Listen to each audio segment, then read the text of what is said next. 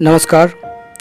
अटकलों और कयासों को विराम देते हुए बीजेपी के राष्ट्रीय उपाध्यक्ष मुकुल राय अपने बेटे शुभांशु के साथ आखिरकार शुक्रवार को टीएमसी में लौट आए।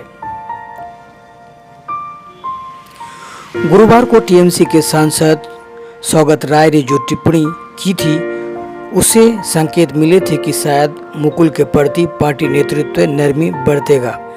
इसके बाद 24 घंटे के भीतर तेजी से बदलते घटनाक्रम के बाद आखिर मुकुल और पार्टी प्रमुख ममता बनर्जी की दूरियां खत्म हो गईं। मुकुल राय टीएमसी प्रमुख और पश्चिम बंगाल की मुख्यमंत्री ममता बनर्जी से अनबन के बाद नवंबर 2017 में ही बीजेपी में शामिल हुए थे। ममता बनर्जी ने टीएमसी मुख्यालय में मुकुल के साथ करीब 1 घंटे तक बैठक के बाद प्रेस कॉन्फ्रेंस में उनकी वापसी का औपचारिक ऐलान किया। इस दौरान ममता ने कहा, मुकुल इसी परिवार के सदस्य हैं, हमारे बीच कोई मतभेद नहीं था। मुकुल ने चुनाव अभियान के दौरान कभी टीएमसी के खिलाफ कोई बात नहीं की थी। खबरों को आगे बढ़ाते हुए आपको लिए चलते हैं। टीएमसी प्रमुख ने शुभेंदु अधिकारी का नाम लिए बिना कहा कि चुनाव से पहले गद्दारी कर बीजेपी का हाथ मजबूत करने वालों को पार्टी कभी वापस नहीं लेगी। ममता का कहना था कि सीबीआई और ईडी का डर दिखाकर बीजेपी मुकुल को साथ ले गई थी। उनका कहना था, ओल्ड इज ऑलवेज गोल्ड। इस मौके पर मुकुल ने कहा, लंबे समय बाद जानी पहचानी जगह पर आकर पुराने लोगों से मिलना बहुत अच्छा लग रहा है। बीजेपी की यहाँ जो हालत है इसमें कोई भी ऐसा नेता वहाँ नहीं रहेगा। मैं वहाँ नहीं रह सका इसलिए घर लौट आया। उन्होंने ममता की जमकर सराहना भी की। राज्य में कोरोना महामारी की परिस्थितियों को सुधरने के बाद कोलकाता नगर निगम समेत 100 से ज़्यादा नगर निकायों के चुनाव होने हैं। ऐसे मौके पर मुकुल की वापसी टीएमसी के लिए बेहद अहम है। उनको संगठन की धुरी माना जाता है। प्रदेश के कोने कोने में टीएमसी संगठन को मजबूत करने में उसकी भूमिका बेहद अहम रही। इसी वजह से मुकुल को बंगाल की राजनीति का चाणक्य भी कहा जाता है। टीएमसी में मुकुल की जगह अब भी खाली थी। ममता बनर्जी मुकुल के बीजेपी में शामिल होने के बाद उस खाली जगह को भरने के लिए शुभेंदु अधिकारी को आगे जरूर बढ़ाया था, लेकिन वह उसकी भरपाई करने में नाकाम रहे और चुनाव से 4 महीने पहले ही बीजेपी में चले गए थे। खबरें विस्तार से। टीएमसी के नेता बताते हैं, मुकुल के रवैये ने भी उनकी वापसी में अहम भूमिका निभाई है। वह बीजेपी में शामिल होने वाले उन चुनिंदा नेताओं में से थे जिन्होंने पूरे चुनाव अभियान के दौरान कभी ममता बनर्जी पर अंगुली नहीं उठाई थी। मुकुल राय की वापसी ने बीजेपी को पश्चिम बंगाल में भारी झटका दिया है और मुकुल की वापसी टीएमसी के लिए कई लिहाज से अहम है। वह टीएमसी छोड़कर बीजेपी में जाने वाले पहले नेता थे। उनके बाद अर्जुन सिंह, सव्यसाची दत्त, शोभन चटर्जी, शुभेंद्र अधिकारी और राजीव बनर्जी जैसे कई नेता बीजेपी में शामिल हुए थे। ऐसे में अब यह अटकलें तेज हो गई कि क्या मुकुल से ही फिर उस मामले की पुनरावृत्ति होगी। अब तक पूर्व विधानसभा अध्यक्ष सोनाली गुहा समेत कम से कम 4 नेता सार्वजनिक रूप से ममता बनर्जी से माफी मांगते हुए दोबारा पार्टी की सेवा का मौका देने की अपील कर चुके हैं। तृणमूल कांग्रेस के प्रदेश महासचिव कुणाल घोष ने तो यहाँ तक दावा किया कि बीजेपी के 10 विधायक और 3 सांसद पार्टी के संपर्क में हैं। पूर्व सिंचाई मंत्री राजीव बनर्जी भी बीजेपी की नीति की आलोचना कर चुके हैं। अपने संसाधनों के साथ पूरी ताकत से विधानसभा चुनाव में उतरने वाली बीजेपी के केंद्रीय नेताओं ने यह कल्पना भी नहीं की होगी कि पश्चिम बंगाल में इतिहास इतनी जल्दी खुद को दोहराने लगेगा। चुनाव से पहले जहां सत्तारूढ़ तृणमूल कांग्रेस से बीजेपी में शामिल होने वाले होड़ मची थी, वहीं अब उल्टी गंगा बहने लगी है। आपको बता दें कि बीजेपी के राष्ट्रीय उपाध्यक्ष मुकुल राय की कथित नाराजगी के बाद प्रधानमंत्री नरेंद्र मोदी की ओर से उनको फोन किए जाने के बाद बंगाल की राजनीति में कयासों का दौर अचानक तेज हो गया था। इस कयास को उस समय बल मिला जब ममता बनर्जी के भतीजे और टीएमसी सांसद अभिषेक बनर्जी मुकुल राय की कोरोना संक्रमित पत्नी को देखने अस्पताल पहुंचे थे।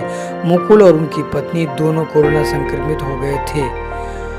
मुकुल तो ठीक हो गए, लेकिन उनकी पत्नी कृष्ण राय बीते महीने से ही कोलकाता के एक निजी अस्पताल में भर्ती है और फिलहाल उनकी हालत नाजुक है। लेकिन प्रदेश या केंद्र के किसी बीजेपी नेता ने उनकी खैर खबर नहीं ली थी। इससे मुकुल काफ़ी नाराज बताए जाते हैं। उन्होंने अपने करीबियों से इस बात का जिक्र भी किया था। अभिषेक बनर्जी के अचानक अस्पताल पहुंचने और वहां के मुकुल के बेटे शुभ्रांशु राय से मुलाकात के बाद बीजेपी में सक्रियता बढ़ी। प्रदेश अध्यक्ष दिलीप घोष उसी दिन पहले से ऐलान कर अस्पताल पहुंचे और अगले ही दिन प्रधानमंत्री नरेंद्र मोदी और गृह मंत्री अमित शाह ने भी मुकुल को फोन कर पत्नी की खैरियत पूछी। शुभ्रांशु ने जब पत्रकारों से कहा कि पार्टी के नेताओं का अस्पताल आना जाना या फोन करना तो सामान्य है, लेकिन विपक्ष में रहते हुए अभिषेक ने यहां आकर एक मिसाल कायम की है। वह बचपन से मेरी मां को जानते हैं और उनको काकी माँ या चाची कहते हैं। क्या आप तृणमूल में वापसी की सोच रहे हैं? इस सवाल का शुभ्रांशु ने कहा था और पहले माँ स्वस्थ हो जाए उसके बाद इन मुद्दों पर विचार किया जाएगा।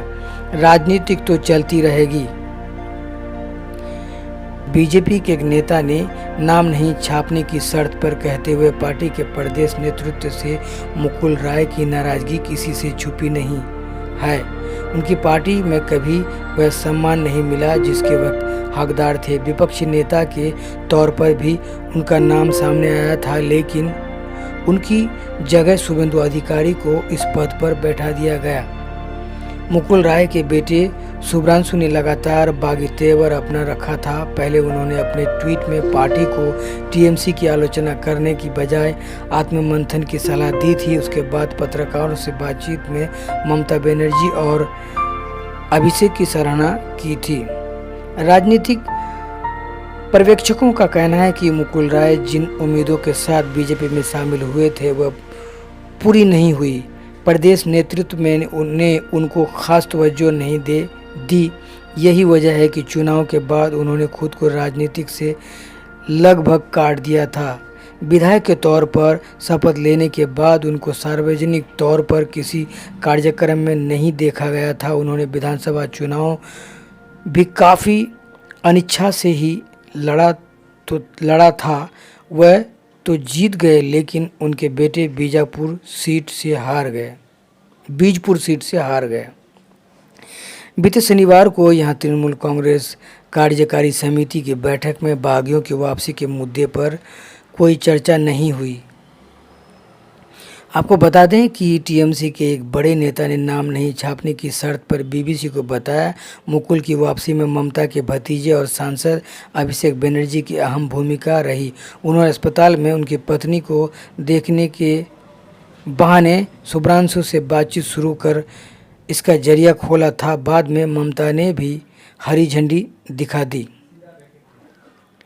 प्रदेश बीजेपी की बैठक में मुकुल राय और उनके पुत्र के अटपटे बयानों के संदर्भ में पार्टी का अनुशासन भंग करने के आरोप लगे और इस मुद्दे पर बाकायदा चर्चा हुई थी।